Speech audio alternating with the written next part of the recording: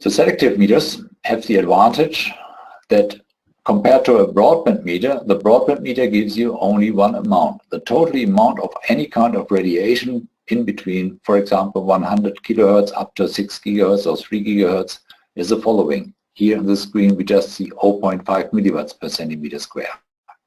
It doesn't tell you who it is. It doesn't tell you, is it FM radio, is it the radar equipment, is it mobile phone? This is something the broadband meter cannot tell you. It just gives you the total amount, which is many times also enough. If you are now above a certain level, then maybe you have to take into account who it is. If you need to know who it is, you need a little bit bigger device, so-called a selective radiation meter. It's called SRM. The SRM is scanning over the entire frequency range, for example, between 9 kilohertz up to 6 gigahertz, and can tell you FM radio is the following amount, TV is this amount, and so on. And it also has the capability to make the extrapolation. Remember, why is extrapolation so important?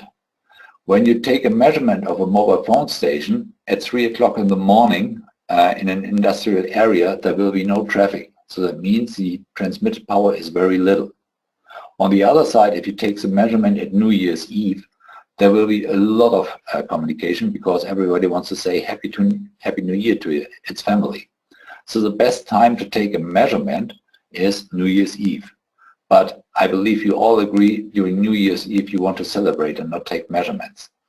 So it would be nice to have a measurement method which is independent from the time when you take the measurement. And this is exactly what we do with extrapolation. So you measure at any time and you extrapolate to the maximum power of the base station. This can be only done with the SRM because he can also go into the protocols of LTE and UMTS signals.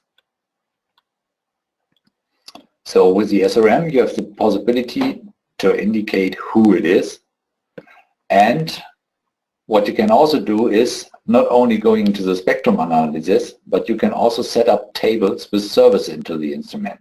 So for example, 87.5 megahertz to 108 megahertz belongs to FM radio. You give this information into the analyzer, so the German translation of FM radio is Ultra Kurzwelle, ultra short wave.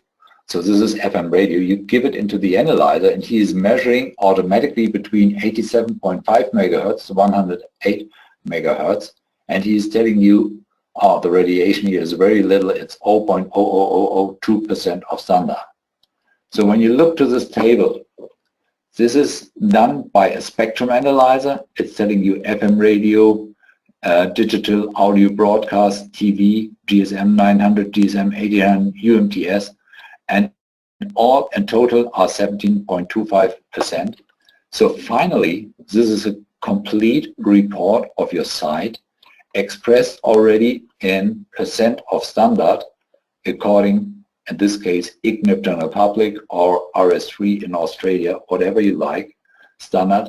And the report is ready within, in this case, 802 milliseconds.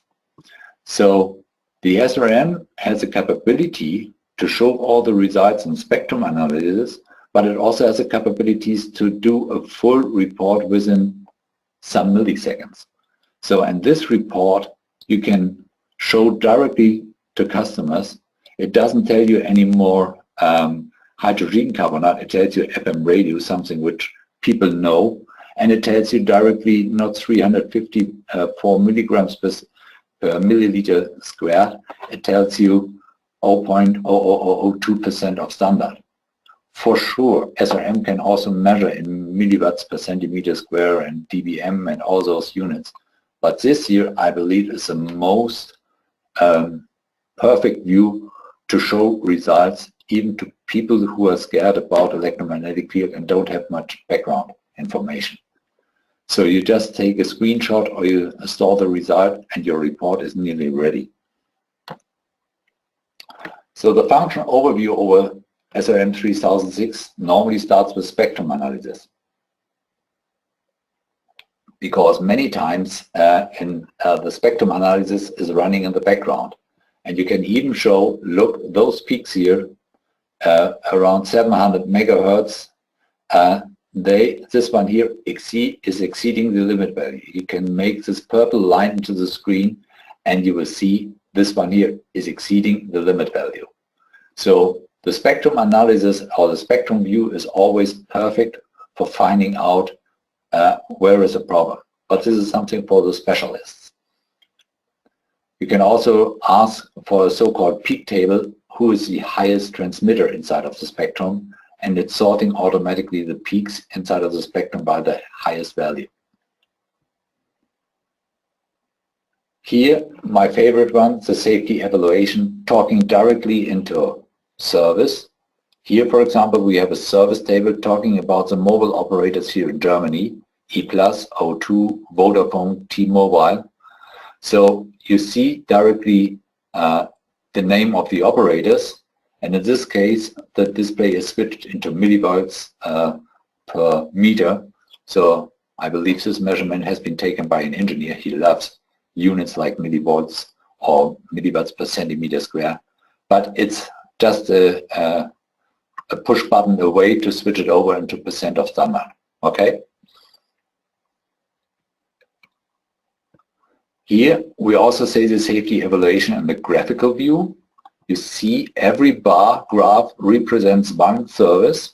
In this case it's a GSM 900 service table, and it's representing all GSM 900 channels. And the blue color represents the minimum value and the red color represents the maximum value.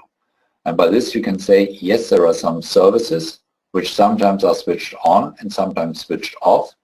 And there are also services which are switched on all the time, because the blue value and the red values are not far from each other. So by this you can perfectly see, for example, this seems to be a BCCH of GSM, and these area seems to be traffic channels in BCCH.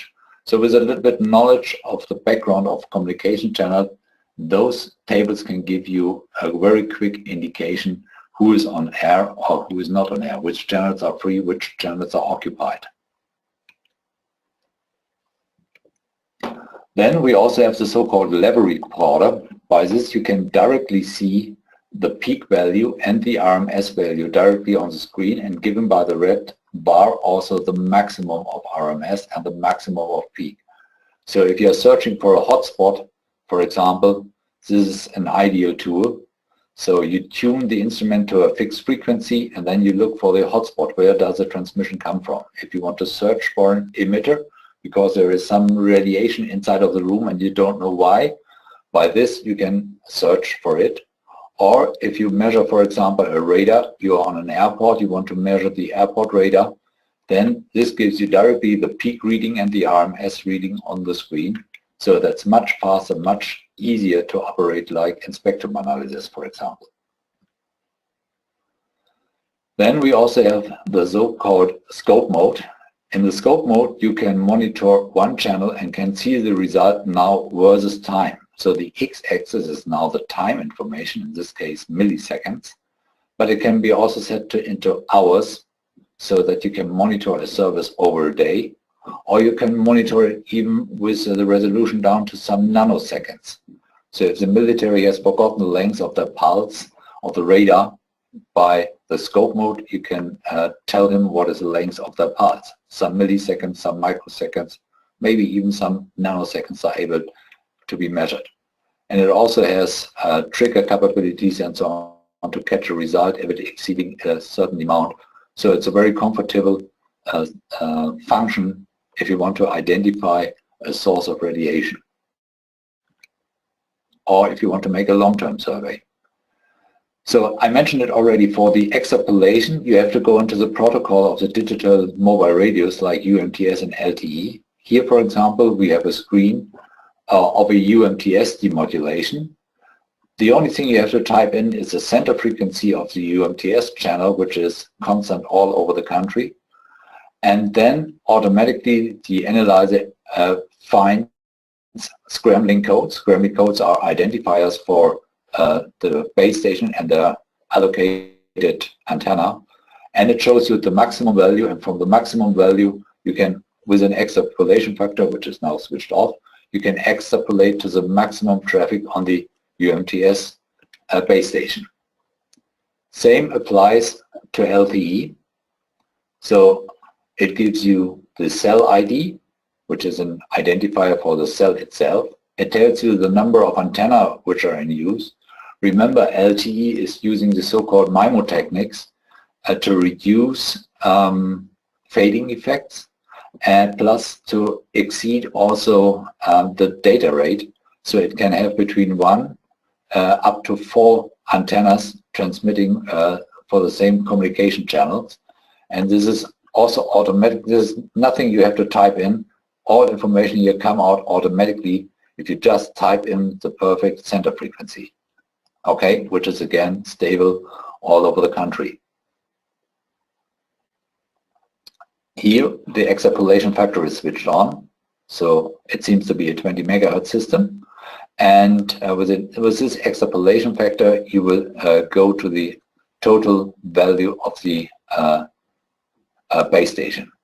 And nowadays, in the past, only FDD systems were available. FDD means that the mobile phone and the base station communicate at different frequencies.